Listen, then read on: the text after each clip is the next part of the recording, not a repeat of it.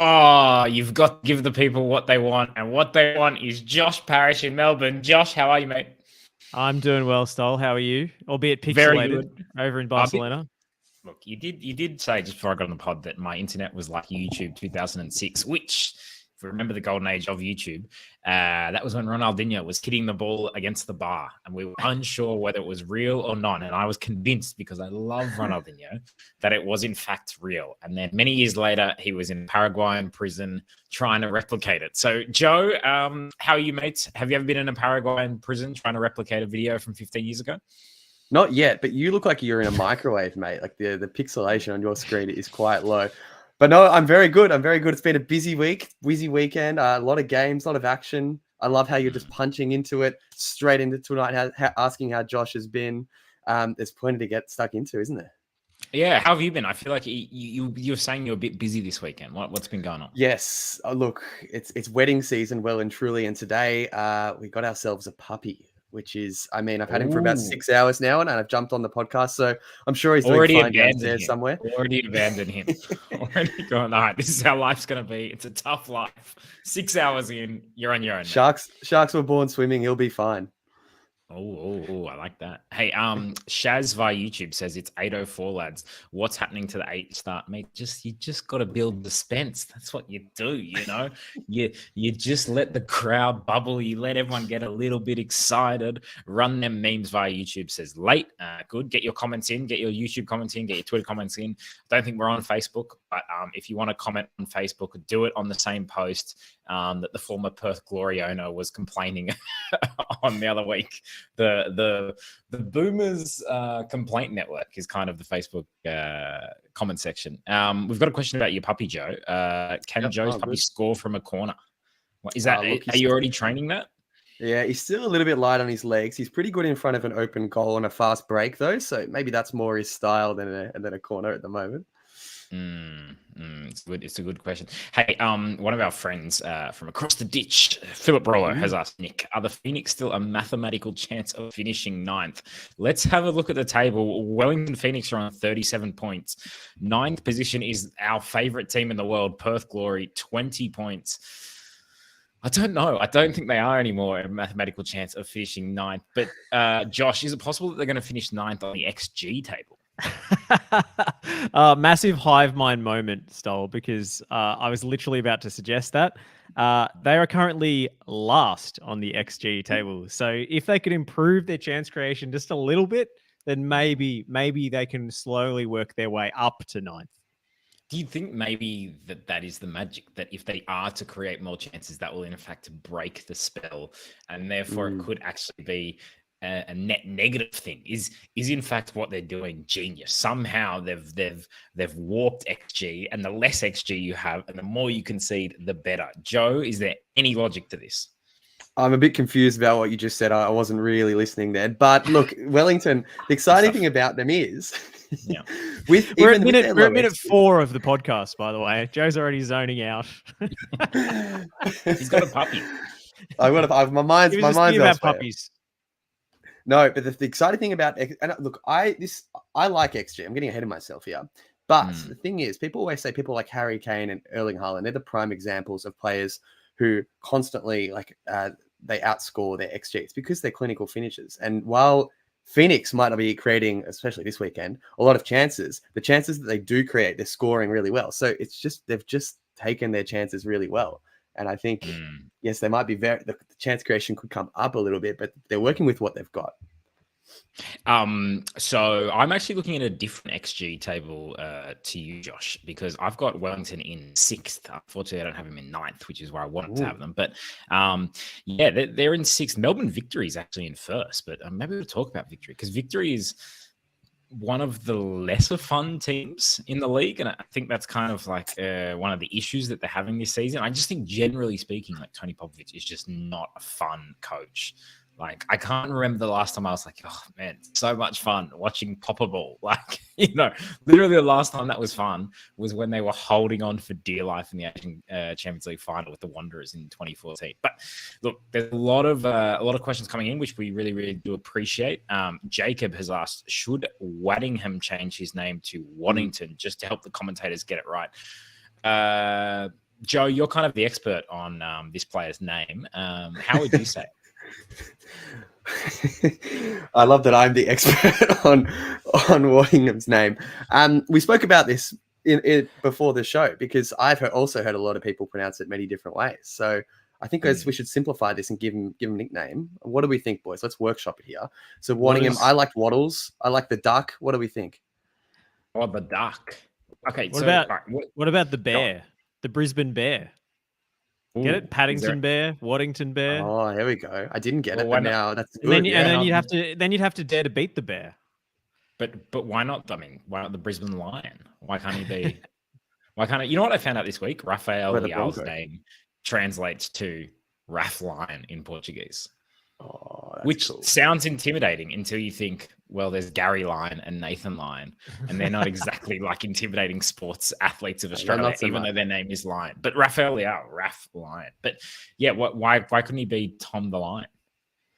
I was just referencing the original name of the Brisbane Bears because they have the best theme song of all of the now defunct.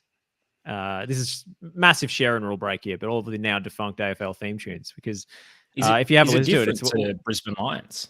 Oh yeah, no, it's what do we say when we come out to play? Dare to beat the bear. Ooh. I'm not actually going to sing it. People can look it up on YouTube. It is the funniest theme song of all time. So I feel like you could adapt that for Thomas Waddingham / Waddington.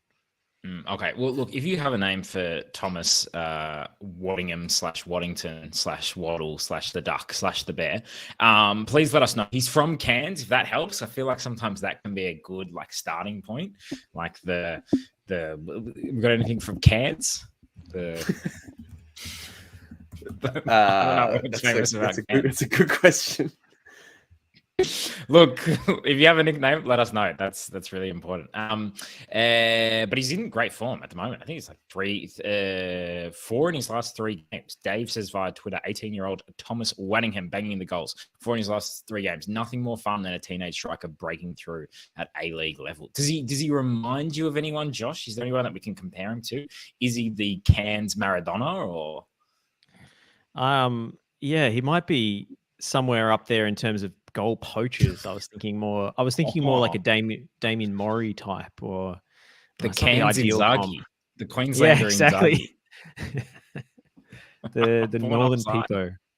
There's something here. What are more nicknames for that area of Queensland? We need more letters so we can alliterate. But anyway, let us know. No, I feel like he's a nice kind of goal poacher. He's good in the air. He's good with his feet as well. I always enjoy a player who just knows where to be and has that kind of sixth sense of where the ball's going to drop. I feel like he falls into that category. Definitely. Geraldo says Wadding need a stadium, which is not bad. It's not bad. It's on brand for Geraldo. It's really important that Brisbane gets the right stadiums. So that's good. There was a question that I thought, Geraldo, you might be specifically well placed to answer, but I'll put it out to the group. It came in via Twitter. Tass asked us, worst miss in Australian football history. This is obviously after Josh Nisbet's miss, which at least in terms of execution has got to be up there. We had Patrick Woods recently that was kind of up there in terms of poor execution. But in terms of the worst miss ever in Australian football, it's got to be something I think that was in the moment, like a painful miss, something that cost us dearly. And is there anyone that springs to mind, Josh, that you can think on top of your head? I'm thinking maybe, was there one against Iran? Geraldo, let us know if you can think of the worst miss ever in Australian football, but something that really crushed us. Well, I do think Aurelia Vidmar did miss a few absolute gimmies against Iran, but nothing like this. The goalkeeper was still in the goal for starters. There was, I mean, honestly, Patrick Wood is right up there. I hate to hammer him again. And he was carrying an injury at the time, we're told. So, maybe that alleviates it slightly, but that was terrible. Braden Crowley springs to mind a few years ago for the Jets. It was point blank range, but again, the ball was bouncing like it was a cross rather than Wood and Nisbet both had it already under control. I do remember James Troisi missing an absolute gimme in a similar situation with the goalkeeper off the line. and he tried to shoot from the open goal, but he was much further out. But he had a lot of time to line it up, and he dragged it, which is, for a player of choice, his quality on his left foot, you're like, oh, come on, just hit the target from there, surely. Here's why we love Geraldo, because of this kind of knowledge. Scott McDonald against Uzbekistan in 2009 proved costly for his own national team career. That was a really interesting time to watch Socceroos, because it was just after the golden generation, and we had kind of McDonald and why am I forgetting? Josh Kennedy up front. And it was this weird, like, big man, small man combination, but the football wasn't great and we were struggling. And Scott McDonald couldn't get a goal. And, as we kind of like eventually saw, Scott McDonald was a very, very good player who just was quite unlucky at Socceroos level. But I remember absolutely hating that combination up front. I was so frustrated because we'd gone from Kuhl and Viduka to McDonald and Kennedy, and it just wasn't the same. Although, now I'd take Scott McDonald and Josh Kennedy up front for sure. I think it'd be a great Socceroos starting thing. But Joe, can you remember that era of the Socceroos? I absolutely can. And I feel like Josh Kennedy might have had a couple of misses there as well. I remember being very frustrated that he would actually, when I saw this question on Twitter of the worst miss, I kind of thought of it in a different way, as in the goal that was missed that I am most disappointed didn't go in. That makes sense. Okay. Like, and my mind qual against Argentina or something. Well, I reckon if Aziz Bayic had scored that goal against, do you remember against Argentina? He went through that mazy run. He beat about 5 players, got into the box, the ball fell. If that goal went in, we'd be talking like that could have tied the game, I think, at the time. And that would have been one of the all-time great World Cup goals. And that would have, from Aziz Bayic, would have been unbelievable. My life would have turned around at that point. But that's how I approached it. But I think in terms of worst miss, is it still Patrick Wood? I think it might be. I remember Stephen Taylor missed a terrible one for the Knicks against the Raw. I think it came back off the post straight to him. Oh, there we go. Stephen Taylor, when he somehow found himself at striker versus Raw, got himself in the prime position and missed back in 2017-18, I think. The thing about this, I would say, is that it's like, well, he's a defender. Like, the fact that he's even up there is a bit of a surprise. In the same way, like, as his badge, like you said, Joe, it's almost like a surprise that he's gone that far into the goal. I did feel sorry for Josh Nisbet this week. I will say, if I'm Josh Nisbet, he definitely missed. It was a shocker. You can't hide that. But what I would do, a little bit of PR, a little bit of change the narrative, I would say, look, we were 1-0 up. All right. I was time wasting. I deliberately delayed the shot to 8 seconds off the clock. I then missed, got the rebound, hit it again against the crossbar. It was only unlucky that it didn't rebound back to me, a la Ronaldinho, a la as we started the show. And then we could even waste even more time. So, maybe it's there. Philip Roller, just on worst miss ever, says Noah Hickey has the worst miss in football history. Thought it was well before his A-League days. Worth looking up. Okay, someone please find the link and send it. Maybe we can show it on the show. But yeah, so worst miss in history. Let's get a name for Thomas Waddingham. That's the kind of the two things that we need to focus on so far. But how did you guys feel for Josh Nisbet? Do you think did you feel sorry for him? Did you think it was funny? Do you think, because we do have this in the A-League, that the A-League seems to not go viral all that often, and when it does seem to be for things like this. Now, I think misses are fun. Don't get me wrong. Makes training football fun. Misses are part of things being fun and funny and enjoyable. Problem is, if it's the only thing that people see, you get a lot of people going, this is terrible, blah, blah. Let me tell you something. I watched a lot of Champions League football last week. Arsenal-Porto, there was a game, the cream of the crop of European, top-level football. That was not a game worth watching. There were many games, even Central Coast Mariners versus MacArthur in the AFC Cup Shenzhen zone, or what was the zone that they were playing in last week, Josh?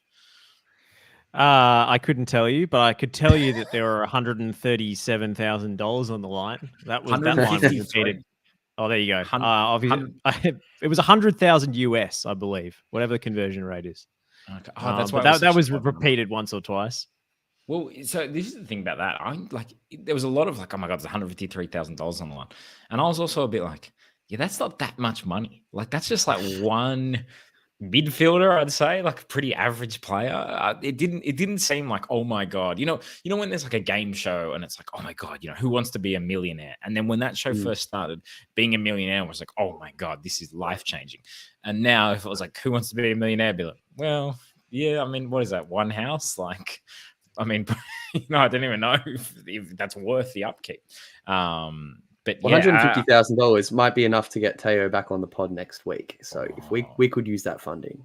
Well, I think the reason Teo's not on the show this week is because Perth v Wellington was built up so much. It was a late game in Perth, the funnest team in the league against the top team in the league. We thought we were going to see something amazing, and we got a bit of just a 0-0 physical. There were some moments, there were some misses. That, like we said, that's still fun, but it wasn't really the pure game that we needed. The typical game when you're like, you invite your friend over to watch, you're going to trust me, it's going to be a good game. Perth are so much fun to watch. Wellington, the top team in the league. Let's have a look. Just wasn't quite there, was it, Josh? No, and I think Alan Stajic was getting frustrated as well because he managed to get himself his 5th yellow card of the season, which he's been suspended anyway, whatever the touchline ban limit is for coaches. But I think he was just bored. I think that's why he was so angry. It's just like, this game is not as fun as it usually is, and I'm not happy about it. And the referees had to clamp down on that, obviously. But Adam Taggart had a lot of chances. Oscar Zavada had a great chance at the end. It was an awesome save. I still think it was relatively entertaining. I had fun watching it. I thought Roy O'Donovan was really fun on co-commentary. Just his accent, for starters, is just really fun. But I actually thought he was really good at the co-commentary. I think that's the first time he's ever done it, and he's clearly got an aptitude for it, which is awesome. But yeah, unfortunately, we just didn't get that one, bit of late drama that is usually trademark. Unfortunately, Stoll, we've had all these millions of downloads of the podcast, 10 million downloads. And unfortunately, you gambled all of our revenue from those downloads on over 2.5 goals this week. And we've been financially ruined. We're never going to recover from this. You know what? This was a Josh Nisbet level miss in terms of from stuck all the money on red and it didn't come up. The thing was, I did say so this week. You probably saw Australian football made one. Australian football's the impact of the Women's World Cup. I don't really know how they calculate it. I think there is a little bit of playing with the numbers here, but apparently I say we. I was living in Barcelona, had nothing really to do with it. Australian football helped contribute $1.3 billion to the Australian economy through the Women's World Cup. Now, that's a pretty sizable number, $1.3 billion, for Australian football. That is absolutely huge. And it did make me think, what can we do with this money? Do we even have this money? And I did love in the press release that was put out by Football Australia said, look, we did fantastic, $1.3 billion. How good are we? And then literally 2 lines down, it was like, okay, but we actually need $2.9 billion to fix all the facilities. And it did to me feel like someone with a bit of a gambling problem was like, hey, look, I'm up, I'm killing it. I just won 500,000. And you're like, oh my God, that's amazing. What are you going to do? It's like, look, to be honest, I'm actually down $2.4 million from bets earlier. So I actually kind of need you to help me out with a bit of cash. But a few questions I have. First, Josh, back on the yellow cards for Alan Stajic, right?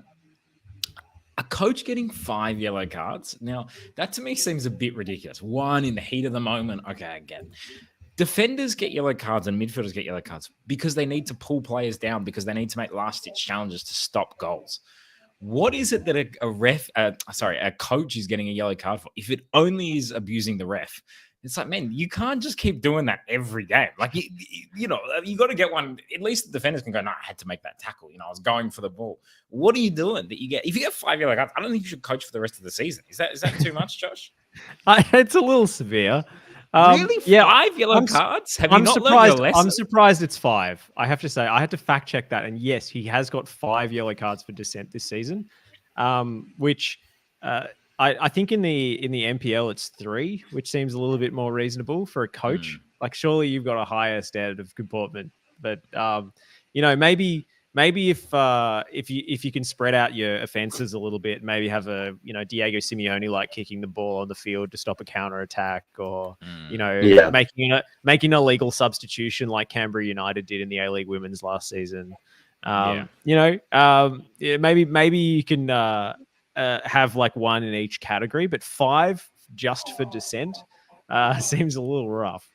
Joe, what do you reckon about my idea? Banned for the rest of the season? Too much? You got No, I don't think it's too much. I think you got to be smart. If I'm the coach and I really want to have a go, I'm on 4 yellows. I know I can't do it. I'll bring my captain over and say, listen, this is exactly what I want you to say to the referee. This is what an assistant coach is for. Call him up. Yeah, exactly. You know what That's it's like? right. It's like when you're playing against a team and you start like the team, this is very much Atletico Madrid style. Okay, I've got 1 yellow card. You need to take the next yellow card. You need some rotational dissent. Exactly. Yeah, exactly. The next time we need to like foul this, amazing dribbler, you're the one who has to do it, right? It's the same with the dissent, but I mean, geez, I thought that was ridiculous. I also saw this week that Alan Sturgis apparently bought a $2.9 million house in Perth, which I thought, wow, he's confident about the new owners. He's 1 week with new owners. He goes, okay, let's go shopping, baby. I mean, what a purchase. Do you reckon he got the alert on his phone? It's like Ross Palliga has bought Perth Glory, and then he's like, "Yep," at the auction, just like, "Yep, 2.9." I mean, it was bizarre, but it actually made me remember that this week we did see an amazing back page from Perth, and I just wanted to show it to you guys and kind of everyone around Australia, basically. But this comes from the West Australian, which. Have you guys spent a lot of time in Perth? I've never been. I've been a couple of times. Not a lot of time there. Okay, and but I hear it's lovely. What was your kind of takeaway from it, Joe?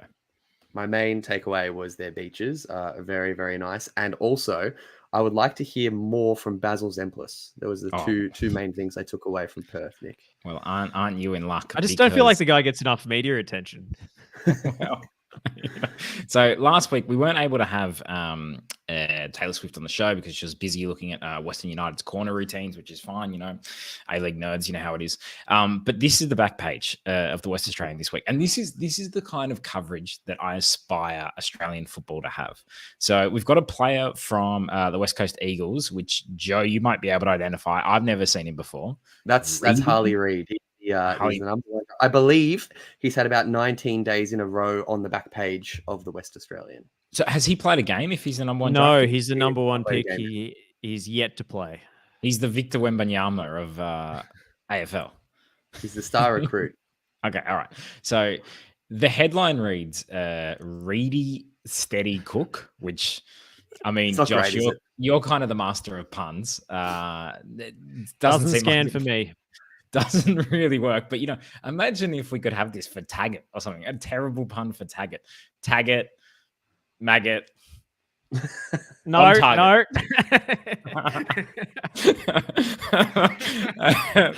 Anyway, the next thing, first of all, it says must read at the top of this story, which is like impressive because it kind of implies that the other stories you can take it or leave it. Doesn't necessarily need to be, but this one is must read. And this says superstar teen sensation reveals strange sandwich based lunchtime ritual.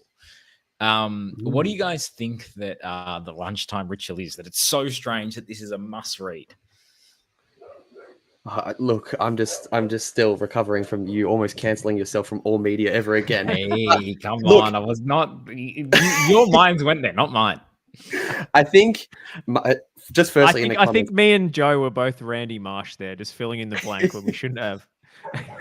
The first thing I want to say is in the comments, Andrew says should say must read. See, that's better. That makes more sense. But it doesn't involve the sandwich, which I think is the real headline here on the back page of the West Australian. So what would the sandwich be? It must be a pretty good Cubano, I reckon, if we're over there. If we're going deep into it. I mean, if they want to antagonize the A-League, surely it should be a Reuben. Oh yeah, good point. But see, this is why you'd be better at punts. Maybe the West Australian needs to hire you. But this is what I mean. We need to have Kolakovsky on the back of the West Australian talking about, what he has, what pasta he has for lunch or whatever. But then, if you thought that wasn't good enough, as you said, down the bottom here, exclusive, Basil Zemplis. My advice for Taylor Swift. Can you imagine? Finally. Can you imagine the queen of pop, maybe the most famous non-Leo Messi, Cristiano Ronaldo person in the world right now? And she's like, who I needed advice from? The guy couldn't pronounce Giannis Antetokounmpo. I actually don't know what the advice is. Maybe it's start having your sandwiches like Reedy, but just Perth is just an incredible place. And it's just, the most fun team is happening there. I'm focusing a lot more of my energy on what's happening in Perth. We've got new owners there. But if you live in Perth, just let us know, what is it like to live there? Because if Basil Zemplis is kind of, I mean, he is the mayor, right? He's literally the mayor. I think he's He the sure mayor. Yeah. is. And if you are in Perth and you have read that article, please link it to us because I would actually like to know what the advice Basil had. I wonder if Basil met Taylor. No. That'd be a real meeting of the minds, wouldn't it? I guarantee you, Basil Zemplis did not mean. I mean, the fact that he's like the sports newsreader and also like the mayor. This is like a sitcom where they don't have enough actors to play all the characters. So like we'll just have to double you up. It's just bizarre, you know. Anyway, Perth. I think Basil sold Alan Stadgich's house as well. He's, oh yeah, that's a good point.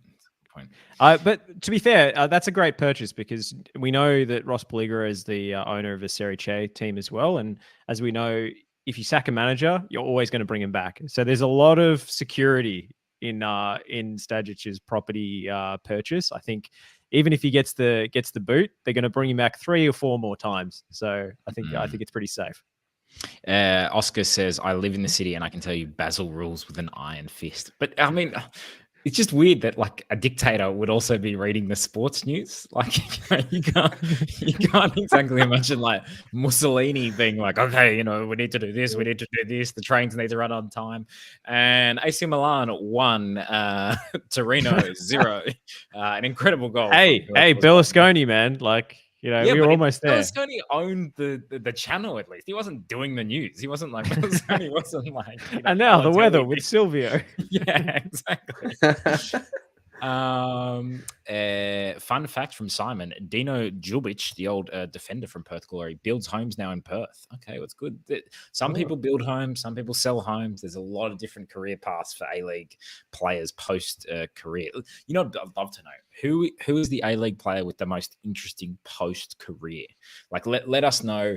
You know, if you know of an A-League player who do something very interesting with their life after football, because there are many kind of, you know, obviously a lot of them going to coaching, some going to media. That's kind of the more traditional path, and good on them. But I'd love to know someone who's doing. I can tell you that Billy Selesky is a bit of an entrepreneur. If you remember, wasn't he selling socks or something? He invented, I believe, a device for cleaning your boots, which is like a brush that like screws onto the top of a drink bottle. Sorry, and so Billy. the water just sounds like the water filters down through the bristles of the brush as you clean it. Okay. All right, we'll check that out. Maybe Wow. that can be a sponsor of the show. But just when you said he invented a device to clean your boots, it's called a brush. Hey, he's disrupting the brush market. Yeah, it's true. All right. Well, yeah. Hey, Billy Selesky doing his thing. I think, there was a player. I want to say Riley Woodcock. Yeah. He played a couple games, and now he's like the most jacked guy ever. He's like turned into a full fitness guy. I think Daniel Arzani's taken a few tips off him. Well, there was speaking of inventors, there was Maxi Beister who invented the Snacks Cup. What's the which Snacks was Cup? It was literally just like a cup that you get at the movies or whatever, but it had a ring around it for snacks. So you could have drinks, like the straw coming out the top, and then like a tray around the rim of it. So you like can an have ashtray kind of. So you can have your snacks and your drink at the football in one hand. So a professional athlete invented a way to snack very well. I'm surprised Ross McCormack wasn't the one who came up with that. Well, Maxi Beister never played much for Victory and only came off the bench due to fitness issues. So I think we know what the problem was. Too much KFC. Oscar asks, isn't Yeboah a model now? I don't know. Maybe. Yeah, he is. He is. Oh, yeah. Okay. All right. There's actually quite a few footballers who are models on the side and so forth, especially throughout the NPL. And an amazing number of them, like a Steven Topalovic, are central defenders. And every time they get like kicked in the face or like bust their nose, like going up for a header or whatever, I'm like, oh God, like the moneymaker.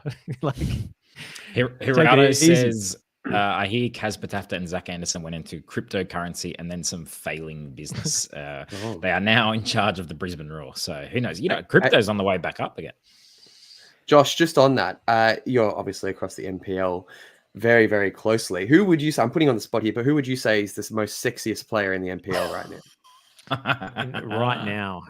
Right now, as of this moment, right? Like if they're not looking good this second, you can't do it. I'll leave it with you. Let me think about it. You can either come back to us at the end of the podcast Yeah. or on our sister podcast. I actually no, I've got an answer for you. Nick Okay. Miagoran is also another one of the models. All right, good on you, And Nick. you know, he's just an Adonis of a man. He's about 6'8" or something, and just a slab of just muscle. He hasn't touched a snack cup, that's for sure. No, absolutely not. Hey, Joe, what made Australian football fun for you this week? Oh, that's our show, isn't it? Yeah, that's a good Yeah. question, Nick. I feel like we've already covered a lot of fun things that have happened. But when I was watching the Adelaide Western Sydney Wanderers game, now I know we talk a lot on this podcast about horses. We talk about horses up front. And I watched Milanovic. Now, I'm not saying the man is a horse, but if we were to have the closest player to a horse in the A-League at the moment, it's his heading ability in the box. What do you guys think of that? Oh, Josh, I mean that's throwing me for a curveball. I was just picturing horses in the box. Well, I know who the closest player to a jockey is, and that's Josh Nisbet. So maybe if we could have Josh Nisbet ride Nick Milanovic, then then we could have a winning combination. Yeah, that's a good point, and maybe around Melbourne Cup Day, get a bit of cross promotion happening with that. Hey, I'll tell you what made Australian football fun for me this week. Two things made Australian football fun for me. Well, many things, but two things in particular. One was the game. We talked about it before a little bit between Central Coast Mariners and Macarthur. For me, it was such a Copa Libertadores game. Fences collapsing, a Brazilian scoring in the last minute and giving it to the away fans. Our hero, Angel Torres, the would you say the patron saint of the pod? An amazing goal, an amazing pass from Josh Nisbet as well. We got to say, a lot of people are focusing on the miss, but jockey he actually did an amazing. The jockey, Joshy the jockey, the jockey with an amazing pass. Hey, maybe we got a nickname there.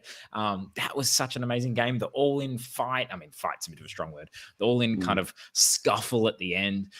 It was peak, and I know people kind of were like, oh, it's a made-up competition, doesn't really matter. Oh, it matters so much. It was so fun to have this game, much more fun than kind of your regular A-League season, midweek, round 18 game would have been instead. And the fact that now Central Coast Mariners are going to go to India and play against Roy Krishna, and this is a fantastic story. So that to me was so much fun.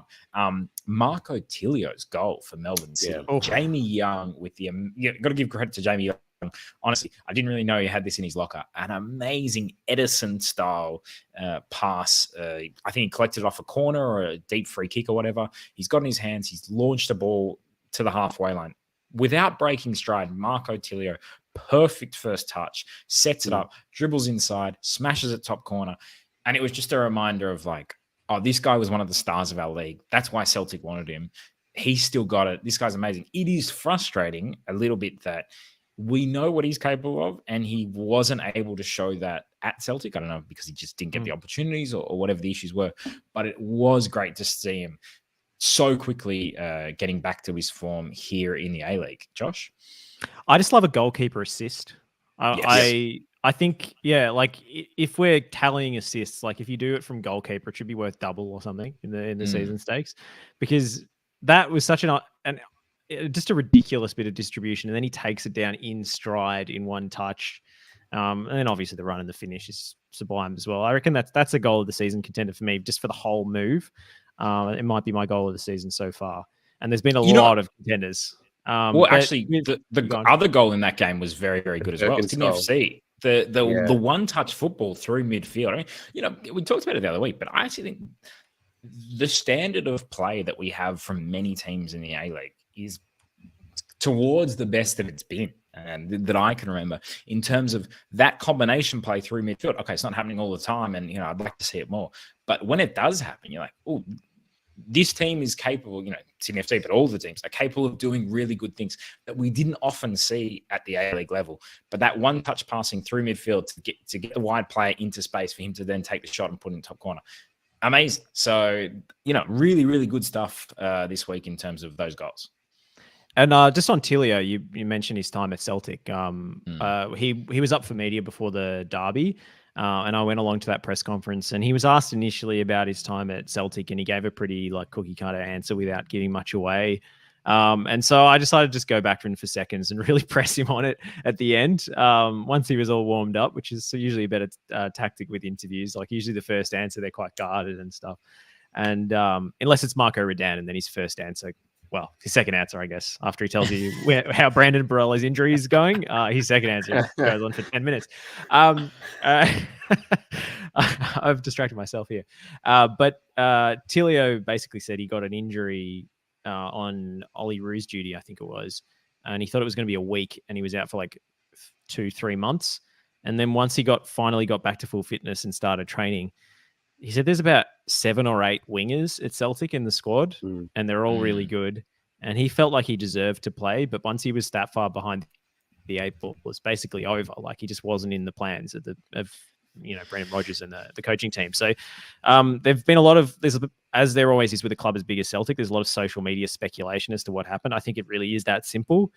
And yeah, I think, you only get one chance to make a first impression at these big clubs. So I think it might be best for him to move on after the loan deal ends. But I mean, it's always frustrating because you're like, well, why was that? Why did he agree to go there if there were so many wingers? Why did they want to bring him in the first place? Like, what is this squad construction that's going on? And I guess the frustration that I have is that, Marco Tilio is one of kind of like a number of players that we've now had in this situation. We've seen it. Garang Kuol is kind of the latest example. Garang Kuol signed by Newcastle United. We were so excited by him in the A-League. He was tearing it up, dribbling, scoring goals, great personality, so much fun in interviews, such a MAFFS player, I'd say. He gets signed by Newcastle and think, okay, well, he's going to get loaned out. He got loaned, I think, to, was it Hearts originally? It was Hearts, was with the other Aussies. Hearts who play a 3-5-2 and don't play with the wingers. Which, okay, again, so why is he being loaned there? If he is a winger, like who thought that was a good idea? It didn't really work out. Now he's playing in the Netherlands and he's not playing so much, and kind of seems like maybe it's better for him to come back. We saw it with his older brother, Alu Kuol. He went to Stuttgart from the Mariners. Again, oh my God, he's going to play for Stuttgart. Kind of played for their second team a little bit. Didn't really ever feature for the first team, I don't think. Now he's back with the Mariners, coming off the bench for the Mariners. I just wanted some of these moves that these players, and then the big one that we're all kind of waiting for. And, I kept a close eye on him this week, and he, had a really nice assist late in the game. Iran Kunda, such an exciting player, such a kind of sporadic player, I think, a guy who really relies on confidence and really kind of needs to feel like, that he has the freedom to express himself on the pitch and is the main man. And you just wonder, okay, he's obviously not going to go straight into the first team of Bayern Munich. All right. So, where's he going to go? How's it going to work out? How do we make sure that he's not back in the A-League in 2 years doing a press conference with Josh explaining that there were too many wingers at Bayern Munich? It's this cycle of Azani is the classic example as well. City, Celtic, Holland. I can't remember. Maybe it was in Denmark or something as well. And now, now he's back in the A-League. I really like watching him play, but we just haven't been able to convert these really talented players into European regulars, and that is an issue. I don't know if you guys have any thoughts on that. It is an issue. I think the injury to Tilio is disappointing because I actually think when Jota left Celtic, he was kind of the hub for a lot of their creativity, and they do have a lot of wingers, but there was a spot there for him, I think. So it's always hard to see when he does get injured and he doesn't get that opportunity, and by the time he's ready, he's so far down the pecking order, it's almost time to move on. I think this is exactly what he needed, was a goal like this, and not even the build up to the goal, just to show his quality again and hopefully get some confidence back. But I actually think the Celtic move probably wasn't the worst move, at the time. I think he could have made a difference there. I don't know what you think, Josh, but yeah, I just think in terms of the moves like Kuol and even Iran Kunda, what's going to happen to him, I think the Celtic move did make sense at the time. I like this from Geraldo. No lose situation for the buying clubs when they don't have to spend anything of real significance to get them. Well, I mean, in Tilio's case, it was an A-League transfer record. So there's that. For Celtic, it's pretty much packing peanuts. But it does lessen the risk. And it sort of means they can just take a flyer on a player and think, we can flip them in 6 months for a little bit more or not lose too much on the deal if it doesn't work out. I also think it comes down to agents as well.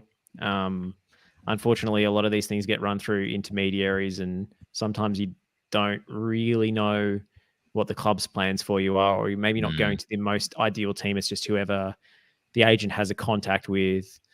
And same thing goes for, the club that you're getting loaned from, like which are their affiliate clubs, which clubs are they able to send players to? Is that their best situation for you necessarily?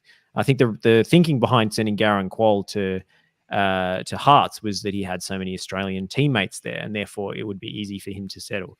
But they still had this massive tactical issue where he was playing up front or as a wing back, and it just didn't. Or sometimes in central midfield, I saw him play one game, and then he got substituted at halftime, I think. So yeah, there's a few factors. Whenever I interview ex-players, and they all say it, and I know it's a bit of a get off my lawn kind of take, but when I interview old Socceroos and I say, like, what's the difference between then and now, they say basically that there was no safety net for the players to come back to. The A-League is this safety net where they can earn a good living there. If it doesn't work out, there'll be a club that welcomes them back with open arms and can pay them a decent wage to play full-time professional football. Whereas when the NSL existed, it was basically, am I going to go home and work on a construction site and pick up my wage on the weekend, or am I going to stick it out in the German fourth tier for another year? Like, I think there is a psychological factor at play, and I don't think that's a reason for us to just pack it all in and say no more A-League because it's too professional. I think that's silly, but I don't know what the answer is to that, but that is a factor. That is a factor. Edmund makes the point. Cassini Yengi has been successful at Portsmouth, so it's not all bad. Sammy Silvera, I think, has done quite well at Middlesbrough. Also at Middlesbrough is Riley McGree. Riley McGree's an interesting one because he went from Adelaide to Club Bruges. I think it was Adelaide to Club Bruges. Then they brought him back, and then he went again. Maybe sometimes that has to happen. You have to come, go back. Maybe Marco Tilly is going to go again and do amazing things. And I do think it is about maybe you have to sign for an MLS team that doesn't exist and play 0 games in order for them to then sell you to Middlesbrough. Like as was the case with Ryan McGree. Yeah, sometimes these career paths are not exactly like linear, very obvious, but they can work out for the best, and McGree having that loan spell in the championship that really enhanced his reputation. It went really well for him. And, you ask, why didn't he just go direct to the UK? Well, maybe Charlotte had better contacts in the UK than Adelaide did. So, yeah. Gerardo also says, speaking English, also nothing like the advantage it was back then. And there's so much more foreign competition for spots and contracts in England now. Yeah, it's a good point. A lot of England is also open to signing many more players from many different parts of the world. So that's a factor. And it is an interesting one, and it's so exciting when there is a young Australian player coming through at a club, and we all get to kind of get around. We hope to see it more, especially with the really fun players that we have in the league. But yeah, I don't know. It's an interesting one to keep an eye on at the very least. Look, we should talk about Josh. What made Australian football fun for you this week as we get towards the end of the show? Well, there are so many things I could pick, and so many of them we've already talked about. I did want to mention it gave me a little bit of joy to see with Marco Redan being suspended with his touchline ban, Jean-Paul Demarigny on the bench as the head coach for the Wanderers, and it just conjured to me that time in the Big Blue semi-final when Terry Antonis scored the extra time goal to win the game, and Jean-Paul Demarigny thought it was a golden goal and ran on the pitch and then ended up getting into a brawl with David Carney. Oh man, why do you think it was a golden goal? Golden goal hasn't existed since I think 2004. I think it was the last tournament I can remember. The Euros, I think, had a golden goal. I've got the article here from 5 years ago now. Oh yeah, please. Melbourne Victory assistant coach Jean-Paul Demarigny is resigned to missing the A-League Grand Final after being sensationally sent off for an altercation, blah, blah, blah. But he's likely to plead that a subconscious moment of confusion in the aftermath of Terry Antonis' sensational extra time winner sparked his pitch invasion. Demarigny is understood to have told his colleagues that when Antonis struck the last gasp winner, he for some reason had it in his mind that the golden goal rule applied and the game was over, even though before the match he knew that wasn't the case. Just had a brain snap and traveled back in time 15 years. I don't mind it though, because golden goal is better than extra time. Nothing usually, Oh, not much good. I I I don't Or don't you know. know that both it don't I like is. don't that. know. No, I because think teams They're- are more cautious yeah, most of the time that's with these. I think they're cautious in extra time. See, I and don't that's why I know. want to bring back. I reckon maybe you need to score 4 goals. First to 4. First to 4, no time limit. Just gotta go. I don't know. Maybe it's you just gotta win corners or something. I don't know. The first to 10 shots on target. Everyone's just launching it from halfway. The first to 1.5 xg wins the game. Yeah. Actually, that's a good point. Let us know in the That's comments a if you have measure that way we've of come up with improving. specifically so Wellington Phoenix doesn't win Yeah, the the title. Phoenix aren't going to be doing any damage there. Let us know if there's a way to improve extra time. Look, quickly, we should go through some of the comments that people gave us during the week and before the show. We can rapidly go through some of these. CB via Twitter says Mustafa Amini's unbridled joy during his halftime chat at distance derby in Perth was as hypnotic as it was fun. Josh, did you see this? I didn't actually get the halftime interview from the YouTube stream that I watched here in Barcelona, but did you see this interview? I was much in the same boat as you, Stolt, as I was Okay. cutting highlights of the game, and I had a different feed that didn't have the halftime on it. Fair enough. Let us know if anyone did say that interview. Let us know the details. We've got a question coming in from Edmund. Our young Milanovic has been a fun player for Wanderers. Is he underrated? The horse. Joe, the horse? Not by me. I called him a horse mere minutes ago. No, I think and that's a compliment on this show. that is Everyone a else- big compliment. He's dangerous. He's very dangerous. I will say on that second goal, it was almost 1 on 3. I think he had. It was pretty poor defending, I think, from Adelaide, Yeah. but he still guided the header really well. And I think in those situations, he's doing really well. I think he might be underrated. I agree with you, Edmund. Andrew says via YouTube, and we massively appreciate Andrew. If you don't follow him on Twitter, check him out because he's one of the great New Zealand football journalists, along with Philip Rollo. He wrote a piece last week where he actually mentioned Teo's point about Wellington Phoenix from this pod. This pod got a shout out in an international publication. He makes the point. This is a good point. If I recall correctly, that incident with John Paul Demarani, where he ran onto the field, cost him the Knicks job apparently, and Rudin ended up getting it instead. Sliding doors moments, and then Rudes wouldn't have had the kind of this initial success that he had at Wellington, and then the club felt betrayed when he went to Western United, and then he had to go and buy them a round of drinks this season to make amends for it. But then the commentator called him a loser. We would have missed all that if it wasn't for John Paul Demarani running onto the pitch. That's the amazing thing about this league. Didn't John Paul Demarani also coach the Wanderers at one stage and was kind of terrible? Wasn't he a head coach? It did not go well for him as a head coach. It was a brief and ignominious stint in charge. That's what I kind of remember. Adam via Twitter says goalkeepers coming up for corners and subsequently sprinting back to their goal when they don't score. I think he's referring to Paul Izzo for Melbourne Victory. How good it would it be if each team had to do this at least once a match? Yeah, like a power play in cricket. You have to put your goalkeeper in the opposition box at one point during the game. God, that'd be exciting. Joe, do you love it? I love it. I wanted to mention before when we were talking about the goal, credit to Izzo for rushing back because he was really going for, and he saved that goal. As much as it was a big chance missed, you got to give credit to Izzo for his effort to get back. And there was another really good block on the weekend. I think it was Grant in the Sydney game on Lecky. That was a really, really good block that he put on. I want to highlight his defensive. I know we're all about making fun. We're all about goals, but the defensive efforts, not so much fun for the goals, but they're still fun to watch. And I want to give them a shout out. Clearance is off the line. Josh, this one's for you. Lee Broxham Flax asks, how many red cards per game would Barcelona need to not win the league? I guess it depends who, but surely they're not going to win the league if they're getting a red card per game. Yeah, I don't know if the Ange ball actually functions that well with. Actually, we've got a precedent for it this season. If you think about the Chelsea game, I think 2 red cards was the limit for Ange Postecoglou's team in that match. I think it started to get a little dicey after that. So maybe 1 red card a game, they probably still could have done it.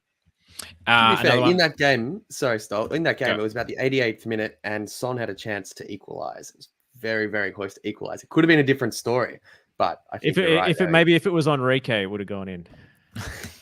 Another one for you this week, Josh, was Inside Preston Lions sent us a message and said, what made Australian football fun for them this week was seeing Preston Lions get their first win, get their first for the season. I assume he means win. Can you, or he or she means win. Can you give us some context? Yes. So Preston, after starting last season very promisingly, the first half of the year was okay. They were drawing a lot of games, but they were still playing pretty well. And then the second half of the year fell off an absolute cliff. And this was their first win in 266 days, including the off season. So it's been a long wait. And particularly the home form has been a problem. So to win a home game was a great relief to all concerned. And you could just see, as soon as the first goal went in, it was just everybody was so much more relaxed. There was a little bit of it was against Western United's youth side. I did quite, speaking of young players breaking through, I did quite enjoy Sammy Dibb's cameo for Western United's youth team. I don't know how old he is. I think he's probably about 16.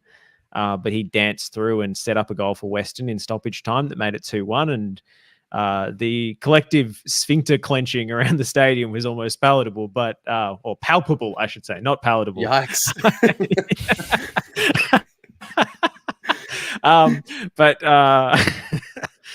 But yeah, a great relief for excuse me, all of the Preston fans to see it over the line for the 3 points, and the roar was huge at full time.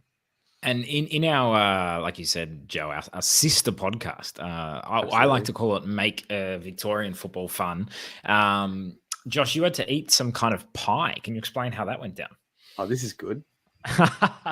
It was specifically humble pie I was served because I predicted. In response to our colleague Nick Dubano being very optimistic about a newly promoted team in our preseason preview, I decided to be the bad guy and say, no, they're winning the wooden spoon and getting relegated. It was a very Roy Keane kind of punditry take from me. And then they started the season with a creditable loss to a very good team, and then their first win in their first home game. But just on the weekend, they went down 4-1 in quite convincing fashion. So if that keeps up, I may have to regurgitate some of that humble pie and return it to Lockie, who served it to me. Yeah, it's a good one. Hey, a couple of people were saying, Edmund via YouTube, talking about what made football fun for him this week. Matilda's Olympic playoff could have been fun if the opponent was best Korean. I mean, it's pretty fun that it was it Uzbekistan we were playing this week? Like, what a random place. This is what I love about Australian football. It does take us to hot places. It does take us to cold places, but we prepare for it all. Shout out to the Plain Fun. This is from Gerardo of Heyman returning and scoring for the Tillies. Yeah, incredible. Michelle Heyman, who I think made her debut for the Matildas like 14 years ago or something, scoring against Uzbekistan. Really nice to see her kind of again back in the fold, and because she was such a legend in the Matildas for so long and such an important player, and she missed obviously the high point of the World Cup, and that must have been really hard. But nice to see her back in there, Josh, don't you think? Yeah, and they need a striker, quite plainly. I didn't really think Emily Van Egmond was cutting it as one of the two forwards in the 4-4-2. And it allows Mary Fowler to play deeper and get on the ball more often, which is what we want. She's okay as a 9, but I do think it's a bit makeshift, as we saw at times during the World Cup. I mean, the Matildas ended up having quite a positive tournament in the end, but it wasn't all smooth sailing. I did enjoy Sam Kerr giving her blessing to Caitlin Torpey to wear the number 20 shirt. I assume this is some sort of AFC rule that means you have to fill all the squad numbers in numerical order. So they had to give the 20 shirt to somebody. It was good to see her make her Matilda's debut as well. After seeing her play, ironically, for Preston in the off season, playing not as a fullback but as a striker because they needed some pace up top, and she was their top scorer, despite only playing half the season after the A-League Women's finished. But good fun to see Michelle Heyman back. Every team needs a goal scorer. Michelle Heyman is a born goal scorer, and I think in cameo appearances she can definitely do some damage at international level still. Matilda's play in Melbourne this Wednesday. Apparently, it's going to be 38 degrees. And Simon makes the point, bit of a change from the 1 degree it was in Tashkent on the weekend. Joe, have you ever had to do such a brutal acclimatization?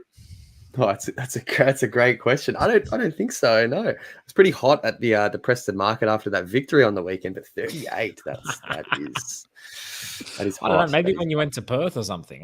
Maybe when I went to Perth. Yeah. I don't know if that's coming from the bomb. I'm not. I'm a little Yeah. skeptical of that forecast. I think it might be about 34, but it's still going to be bloody hot. And you're a bit of a I think this when is it ideal. comes to the heating of the planet, are you, Josh? We might get some more views on YouTube if that's the case. It's all a conspiracy theory. Josh Barish hates the bomb. I mean, we say the Earth's heating up, but it was 1 degree in Tashkent, so Yeah, exactly. What does that? What does that tell you? Nothing, actually. But this is great. This is a massive home advantage. I subscribe to the belief that Teo once put forward on this podcast that we should have played Scotland in that World Cup playoff in Darwin instead of in Melbourne. We shouldn't have worried about the crowd. The home of Thomas Waddingham. Yes, exactly. We should have made it as uncomfortable as possible for our visiting team. And apparently Melbourne's going to be the hottest spot in the country, it looks like, on Wednesday, which you don't often see. All right. You know what? One of the best things on this show is we get DMs from some of the biggest names in Australian football, in world football, in just world pop culture. Taylor Swift's in our DMs wanting to talk about, what Adelaide United need to do to improve their press, all this type of stuff. But what I love is the ideas that come through. And I love hearing your ideas to improve whatever it is, if it's to give Thomas Waddingham a nickname, if it's to tell us how to improve extra time. But we got an idea, and this person wants to remain anonymous, maybe because they are too well known in the public sphere, maybe because they don't want the extra attention that they already receive on a daily basis. But Josh, can you read out the DM that they sent us? Yes. So this has been put forward anonymously. This is the concept for an A-League theme park. So I don't know whether some of these would pass kind of the sniff test when it comes to OH&S regulations. Who cares? But we don't worry about that here. As long as you're signing a waiver beforehand, there's a few ideas. One is, can you throw a bucket full of sand and successfully hit a goalkeeper from 6 meters away? 6 meters. I mean, Joe, I don't think I could do that. That's quite an effort. That's a decent carnival game, I think. You could have to pop up goalkeepers and win a teddy bear. Yeah, I'd like to. Yeah. I don't think I could do that. I think I'm not going to be able to do that. That's just a bit far for me. It depends how bad. It depends how bad the referee's call was and how angry I am. But... All right, next part of the theme park, please. The Nisbet open goal, 70-meter dribble. Can you finish the goal, or will you miss and go viral? So maybe we could subject all of the guests at this theme park to the same sort of public shaming as Nisbet and Patrick would. News.com.au will write an article about you if you mess it up. You know what? I do want to say this week. So we were talking about what you do and don't get on the YouTube stream. When it's halftime on the YouTube stream, basically what happens is they just go to a wide shot of so you can see the whole pitch and everything that's going on at halftime. But it's just the one shot for 15 minutes. So, it's kind of, I guess, if you're trying to picture it, when they go to show you the stats at halftime at the end of the game, it's kind of the background of that usually, right? So what I did notice, we talked the other week about, I really like the Sydney FC does this thing where they get a bunch of like toddlers and babies basically on the halfway line at halftime. They give them a ball each. They're with their parents and they try and dribble to the goal. And obviously some of them can barely walk. Some of them, get confused halfway. Some of them, can barely even make it. Their parents really have to help them all the way along. And I did say that we should get toddlers up against like 80-year-olds and see who could do it better. But I did notice this week, and please, anyone who was at the Sydney FC game, please confirm if this happened. It appeared that there was, I think, a young girl who looked about 5 or 6 years old doing this, and she absolutely Kylian Mbappe'd all the way. She got there in about 3 seconds. Like, it was like, okay, on your marks, get set, go. She just sprinted straight. I think about 7 touches, perfectly straight into the goal, and it was all over. And I think like half the kids hadn't even got past like the center circle. It was incredible. I don't know who set it up that they allowed like a girl who clearly is very good at running. Sorry if it was a boy, I don't know exactly. It was hard to see from my thing, but whoever the kid was, unbelievably quick, and it was impressive to see. That's a good one. On the Nisbet test, I'm just wondering, do you have an angry Paul Izzo chasing you as well to really apply some heat? Oh, yeah, definitely. And need people to. getting back as well. I think it was as easy as people make out. Hey, if Paul Izzo's Not not at all. free, the Melbourne Victory media manager looks almost exactly like him. So we can just sub in Alex Pavlidis, who apparently on Paul Izzo's signing video, they had a few shots from the back that they had to do beforehand because he wasn't in the country yet. And he actually was the stunt double for the video. And then they just got the money shot. Wow, Daniel Azani's looking tall. I don't know if he does it for all the players. Josh, before you go on to your the next idea that came through on that, Jacob has a good one. Pin the number on the Raw jersey from their Asian Champions League adventure. That is a great one. Simon also says, and then she hit the post. Simon, are you referring to the person that I was referring to, the young child? Please let me know, because I thought it was a goal, but the speed was ridiculous. He did say the ball went in off the post, so a perfect finish, really. Great finish, even better. Matilda, Michelle Heyman, look out! It's great to have you back in there, but I think we found your replacement. Any more details on that? I'd love to know. Josh, please continue. All right, next up from our theme park, the Janjetovic test. You have one job, and that is to waste time. You are sent a slow but bouncy loose ball. Can you trap the ball successfully? Well, I suppose if it's the Janjetovic test, it's can you like resist the urge to touch the ball and let it trickle out of play for a goal kick? Oh my god! But I enjoyed that nonetheless. Yeah. Go on, next one. The Ange sweatshirt test. You're put in a humid 50-degree transparent chamber with a white collared shirt. That's good fun. Joe, are you a sweaty man? You think you'd go through that pretty quickly? It's an interesting question. No, yeah, look, it depends on the setting. If it's a Melbourne day, 38 degrees, if I'm wearing a white shirt, potentially, I think Hervé Renard would be good at that one. I think it doesn't matter. Yeah, it doesn't matter. He'd probably prefer it if it's a sweaty shirt and you can see right through. Yeah, good one. All right, next one, Josh. This is the Matt Simon challenge. Okay. You have to win an aerial ball against Matt Simon. You will be elbowed in the face. Matt Simon will not be sent off. What's the challenge? Just get hit in the face by Matt Simon. Yeah, basically. It's you have to win. You have to win the header. You have to win the header. I don't think it's going to be a huge hit with the kids, but I like it all the same. Popper presser. Under pressure, you're sent the same questions Popper faces. Can you respond more professionally than Popper? I feel like that's a bit of an easy challenge compared to Matt Simon, but maybe you have to interview Tony Popovich after a game, and you can see whether you can get him to answer any of your questions.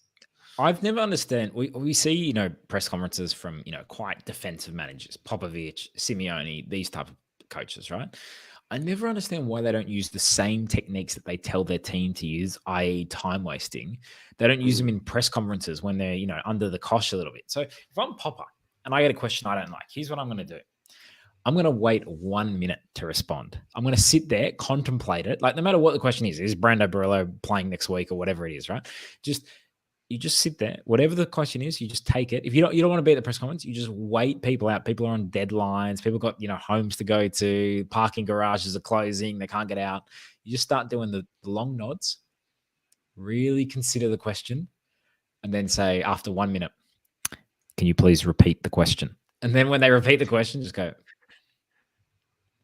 "No comment." And then you do a couple of these ones. All right. The journalists are just going to be like, "Oh, this is a waste of time. I'm out."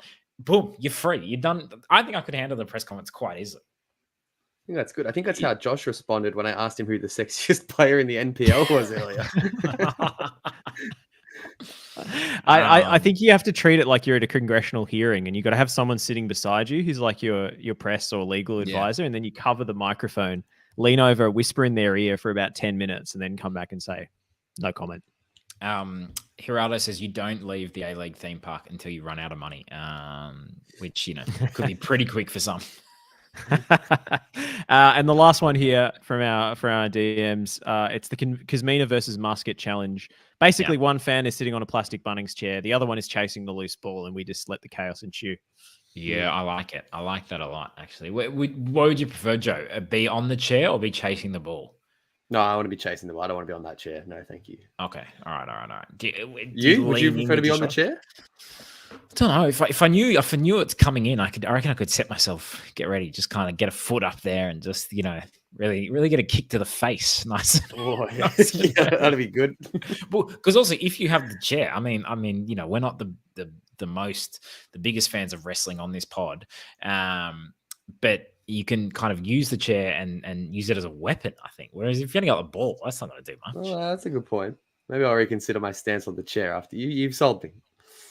All right. Look, any other final ideas for this A-League theme park from you guys or from anyone in the chat? What do you guys think?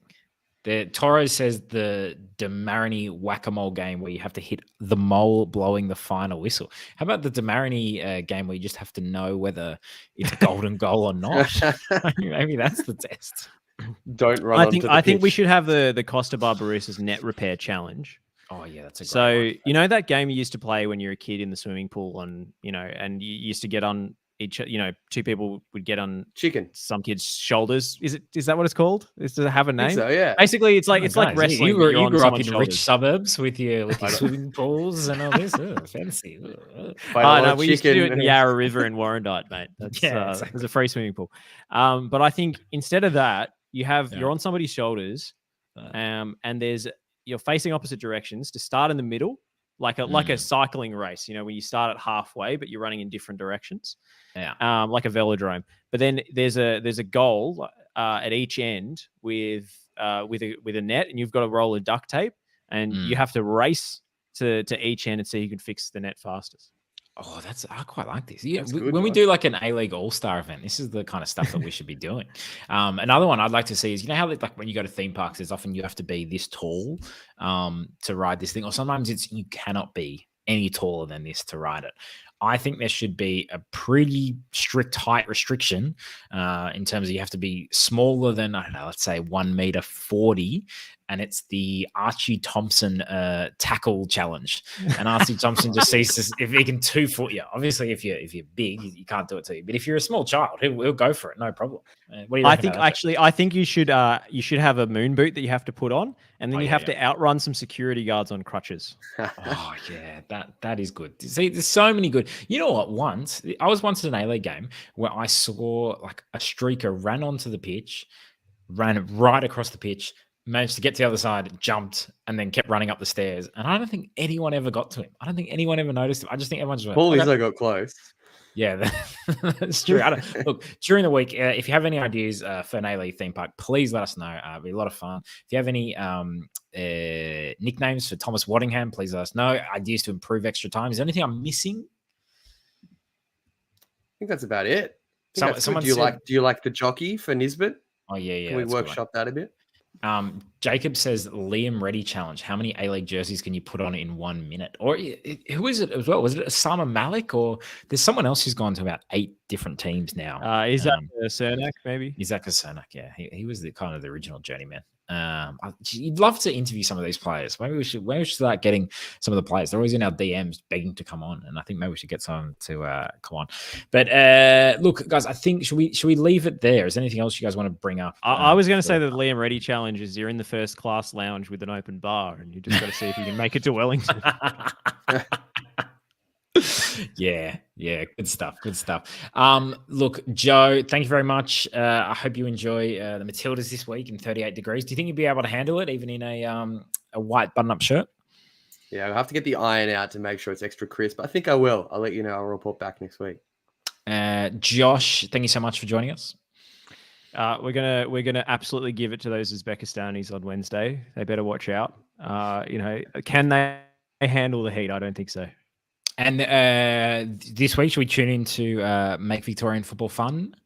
What's on the Yeah, menu? we sure should. Well, and my co-conspirator Lockie Flanagan is of the the split, is currently commentating Bulleen Lions versus Eastern Lions. And the last time that game happened, a central defender ran with the ball all the way from defense, got a couple of lucky ricochets, beat a couple of players off the dribble and scored. So hopefully something equally dramatic has happened and that can lead the podcast. But there's plenty to get into this weekend, including Kenny Athieu, King Kenny, coming back and scoring 2 goals in Dandenong City's Croatian derby win over St Albans. The return of the king, as they say, Oscar winning. And that a good nickname. Look, we'll leave it there. Please tune in next week, 8 p.m. as per usual, unless we say later on that we need to change it because people's schedules are busy. It happens, Taylor Swift can't make it always, All right, guys. Hey, I've got some advice for Taylor Swift, by the way. I think I'd love to hear it. He needs to spend less time analyzing set piece routines and pressing patterns in the A-League, and start coming on more, coming on more podcasts. I just feel like I haven't been to one of her shows, someone qualified to give Taylor Swift advice. Yeah, I haven't been to her shows, but I'm surprised she's so popular. Given I imagine it's just 3 hours of what can Brisbane Roar do better on attacking throw-ins. Anyway. It's like a Marcelo Bielsa PowerPoint presentation. That's all it is. Exactly. All right, guys. We'll see you next week. Thanks for the success. Good luck in life. Yada yada yada. Have a good one.